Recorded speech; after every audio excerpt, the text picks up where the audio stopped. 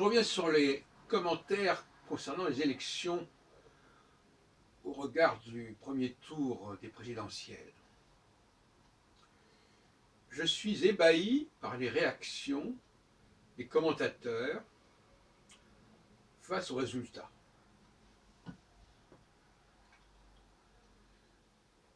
Je pense à notamment Pierre Lelouch, qui est interviewé par Patrick Cohen et d'autres,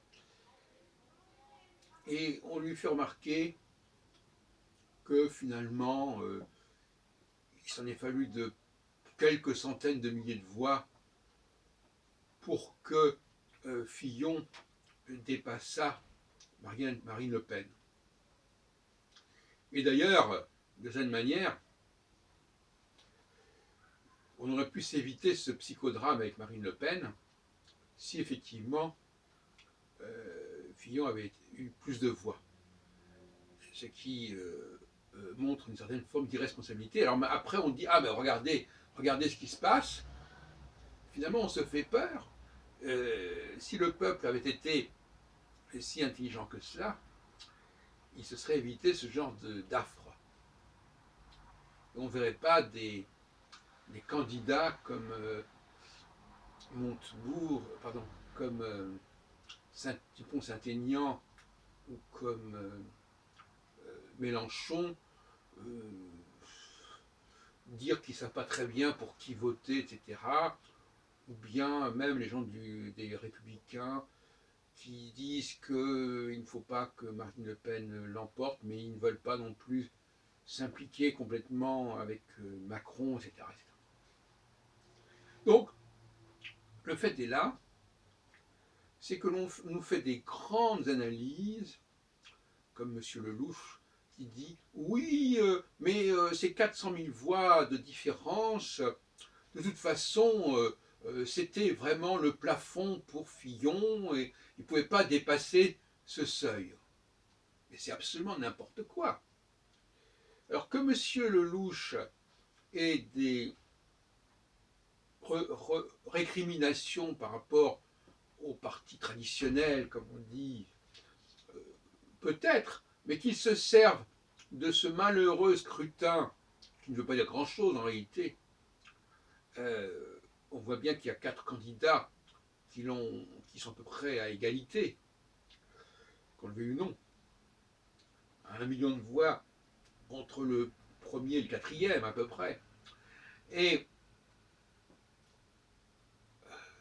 que l'on se serve avec un certain cynisme de ces résultats, de cette mathématique des pourcentages, pour valider une analyse sociologique douteuse, et qui risque d'ailleurs d'être mise en cause très rapidement lors des élections législatives, ça relève de l'instrumentalisation du scrutin et de la manipulation.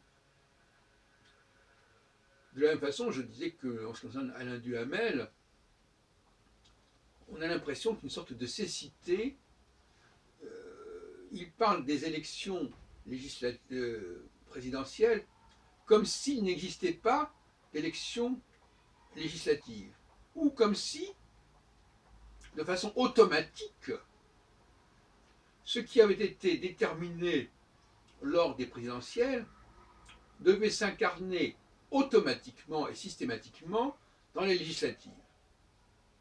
Il est vrai que nos amis de la science politique ont pu observer en effet, et ils ont été marqués probablement par les scrutins précédents, où le président élu, c'était à l'époque du septennat, hein, avant l'an 2000, où le président élu pouvait se permettre de dissoudre l'Assemblée,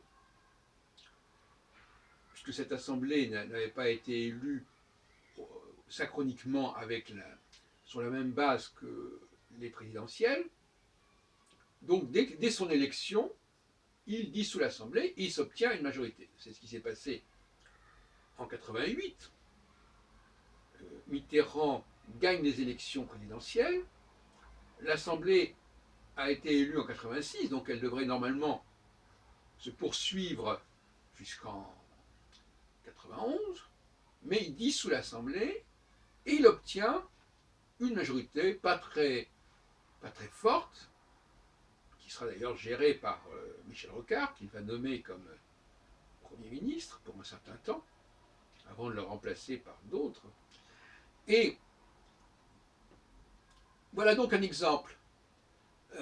L'exemple Mitterrand 1988, il y en a certainement d'autres. Et à partir de là, on nous explique qu'il y a une dynamique automatique qui veut que le peuple, c'est toujours ça, le peuple veut ceci, le peuple veut cela. Donc le peuple a voulu tel et tel résultat au présidentiel, et donc il ne peut pas se dédire, et il faudra donc que le peuple, n'est-ce pas, qu'est-ce que c'est que ce peuple? Ce peuple, nécessairement, élise les candidats qui se présenteront sous l'étiquette du nouveau président ou la présidente de la République. Donc nous sommes devant une sorte de machinerie qui va continuer à broyer les choses et les gens de la sorte. Or, nous savons très bien que les conditions actuelles ne sont pas du tout les mêmes qu'à l'époque dont il est question, parce que quelqu'un comme Emmanuel Macron ne dispose pas d'un enracinement électoral important au niveau des circonscriptions. Alors, est-ce que parce qu'il aura obtenu tant de voix dans tel et tel département pour les présidentielles qu'il va obtenir mathématiquement le même nombre de voix lors des élections législatives? Je reconnais que le débat est ouvert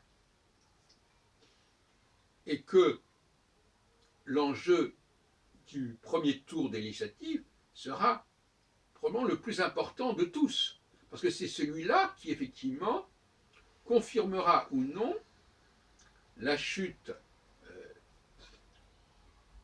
à venir et prolongée de ce qu'on appelle les partis traditionnels. Mais on peut tout à fait penser, au contraire, que le législatif et ce premier tour sera la revanche. Et d'ailleurs, en ce sens-là, c'est extrêmement sain. Parce que,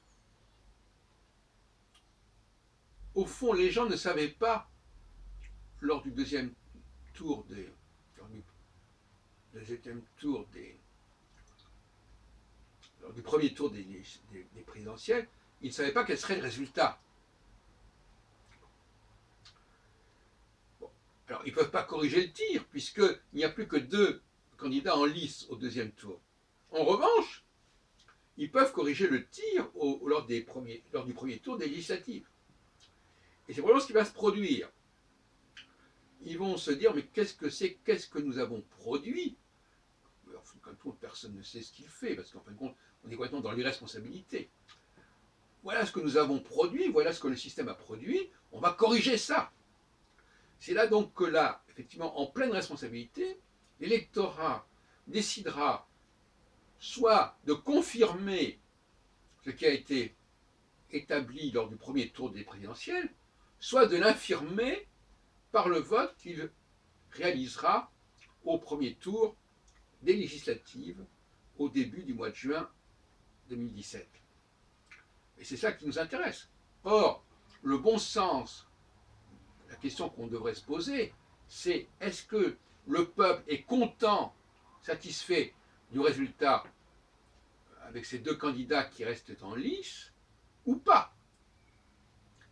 S'il, comme on dit, il persiste et signe, ok, mais ça m'étonnerait beaucoup. Je pense que le résultat est totalement surprenant et incontrôlé, et que les gens, le peuple français va être raisonnable, et qu'il va corriger le tir, et probablement s'apercevoir que les 2 candidats qui sont arrivés en tête ne sont pas les plus recommandables. Alors, ils resteront évidemment en poste, jusqu'à preuve du contraire, l'un ou l'autre, mais ils le feront dans le cadre de ces fameuses cohabitations dont on a vu qu'elles limitaient singulièrement le pouvoir du président. La dernière en date, celle de 1997, qui aura duré 5 ans, étant probablement dans toutes les mémoires. Et donc par conséquent, ce régime hybride de la Ve République fait que ce fameux président qui peut tout avoir s'il a les troupes qui vont avec lui, peut se retrouver comme une sorte de président inaugurant les chrysanthèmes quasiment, si ça n'est pas le cas. Donc rendez-vous avec le grand intérêt pour cela, mais je considère que les commentateurs qui ne se réfèrent pas explicitement à ce qui va se passer le premier tour des élections législatives sont des charlatans.